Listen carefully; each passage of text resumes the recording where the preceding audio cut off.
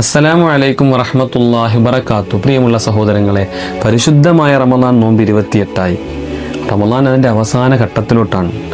ഒരിക്കൽ അള്ളാഹുവിൻ്റെ പ്രവാചകൻ തൻ്റെ സഹാബത്തിനോട് പറഞ്ഞു, സഹാബത്തെ, ദീനിൽ എന്തെങ്കിലും ദാനധർമ്മം നിങ്ങൾ ചെയ്യണം.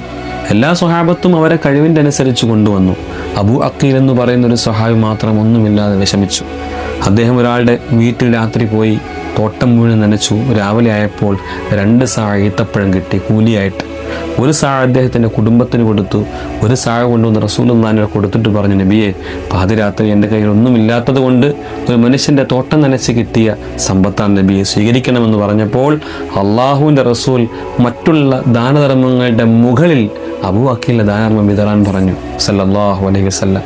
സഹോദരങ്ങൾ, പരിശുദ്ധ റമദാൻ്റെ അവസാന ഘട്ടത്തിൽ മുത്തുനബി സല്ലല്ലാഹു അലൈഹി വസല്ലം തങ്ങൾ ഒരു കാറ്റുപോലെയായിരുന്നു. ഓടി നടന്ന് സ്വതക്ക ചെയ്യുമായിരുന്നു. പ്രിയപ്പെട്ടവരുടെ, നമ്മുടെ മുന്നിൽ പാവങ്ങളായ സഹോദരങ്ങൾ ധാരാളം ആളുകൾ വരുന്നുണ്ട്. കൈയഴിഞ്ഞ് ഹദിയ നൽകുക, സ്വതക്ക നൽകുക. അള്ളാഹു കബൂൽ ചെയ്യുമാറാവട്ടെ. അസ്സലാമു അലൈക്കും വറഹ്മത്തുള്ളാഹി വബറകാതുഹു.